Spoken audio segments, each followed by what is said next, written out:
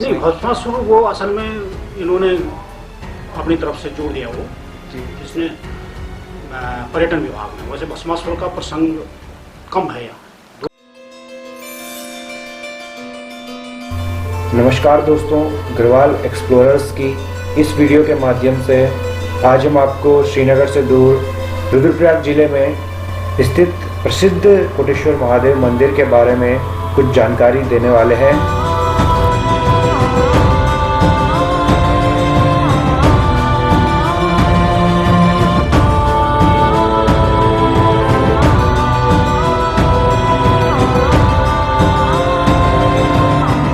कोटेश्वर मंदिर हिंदुओं का प्रख्यात मंदिर है जो कि रुद्रप्रयाग शहर से 3 किलोमीटर की दूरी पर स्थित है। यह मंदिर भगवान शिव को समर्पित है।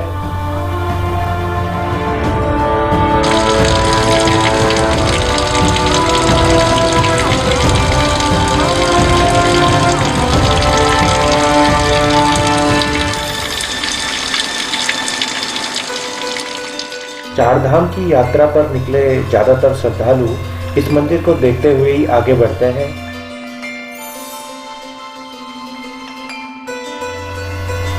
गुफा के रूप में मौजूद यह मंदिर अलकनंदा नदी के किनारे पर स्थित है। चलिए इस बारे में और अधिक मंदिर में कार्यरत लोगों से पूछते हैं। मेरा नाम प्रकाश चंद्र सिंहवाल है जी। और भगवान कोटेश्वर की कृपा दृष्टि से मेरा आना जाना यहाँ रहता है और सेवा भाव से मैं कोटेश्वर में हूँ। ये मंदिर लगभग कितने साल पुराना होगा? ये तो शायद इसका कोई सनातन धर्म में जो उल्लेख है वो स्कंद पुराण कोई वर्तमान में लिखा हुआ नहीं। स्कंद पुराण में जो वर्णन आता है इसका, तो मैं समझता हूँ कि ये त्रेता और द्वापर से स्थापित है। यहाँ भगवान शिव की किस रूप में पूजा की जाती है? भगवान शंकर को लिंगात्मक रूप में पूजा जाता है। लिंग स्थापित है भगवान शंकर की। कोटि साहब, इसीलिए कोटेश्वर नाम भी है। आप तो अन्य इससे दाएं बाएं भी जाएंगे तो लिंग रूप में भगवान, कई गुफाएं हैं यहाँ। जी हाँ। तो उन गुफाओं में भी आपको लिंगात्मक रूप में भगवान शंकर मिलेंगे। कोटेश्वर का इतिहास वैसे कुछ दंत कथाएं भी हैं और स्कंद पुराण में इसका वर्णन मिलता है, जिसमें कि स्कंद पुराण के केदार खंड में एक प्रसंग आता है कि तत्र कोटेश्वर लिंग भुक्ति मुक्ति प्रदायकम तत्र मुक्ता पुरा विप्रा कोटिशो ब्रह्म राक्षस तत्र कोटेश्वरम लिंगम भूत उद्विग्न उत्तम। स्कंद पुराण के केदार खंड में इस पुण्य तीर्थ में करोड़ों ब्रह्म राक्षसों की मुक्ति प्रदान करने के उपरांत, यानी इस भूभाग में कई करोड़ों ब्रह्म राक्षस के उद्धार के लिए उन्होंने यहाँ पे इस स्थान पे भगवान शंकर की उपासना की और उस उपासना से प्रसन्न होकर भगवान शंकर ने उनको मुक्ति दी और उन्होंने ब्रह्म राक्षसों ने मुक्ति के साथ साथ भगवान शंकर से कामना की कि आने वाले कलिकाल में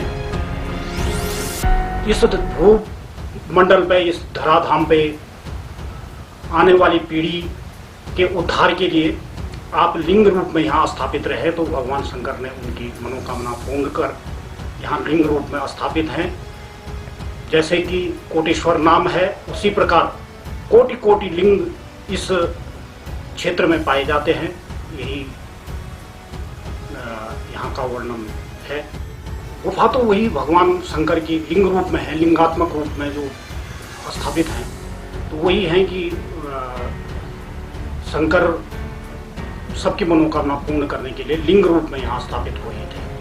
कई कहानियों में वर्णन है कि भस्मासुर से बचने के लिए शिव शंकर जी आ चुके थे। नहीं, भस्मासुर वो असल में इन्होंने अपनी तरफ से जोड़ दिया वो इसने पर्यटन विभाग में। वैसे भस्मासुर का प्रसंग कम है यहाँ। दूसरा प्रसंग एक और आता है कि जब पांडव स्वर्गारोहणी को गमन कर रहे थे स्वर्ग के लिए, अपने कुल के उद्धार के लिए, तो भगवान शंकर को खोजते खोजते जब वो इस क्षेत्र में पहुंचे थे तो भगवान शंकर ने अनेक रूप रखे उनसे छुपने के लिए।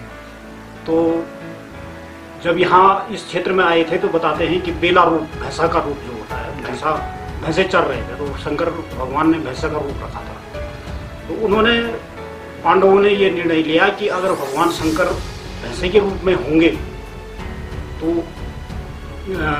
भीम को कहा था कि 2 पैर, एक पैर उस तरफ और एक दूसरी तरफ पहाड़ में रखो, अन्य भैंसे तो चले जाएंगे नीचे से, लेकिन शंकर भगवान होंगे तो वो नहीं जाएंगे। तो भगवान शंकर वहीं से आगे को बढ़ गए, वो नीचे से नहीं निकले।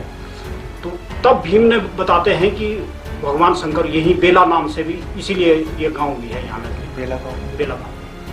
तो भगवान शंकर जब यहाँ से आगे बढ़े तो भीम ने जब उनको पकड़ा था, पूंछ पकड़ी थी, तो तब बताते हैं कि पीछे वाला हिस्सा जो केदारनाथ में स्थापित है, पंच केदार, कहीं सिर है, कहीं पीठ है, कहीं अलग अलग रूप में जी।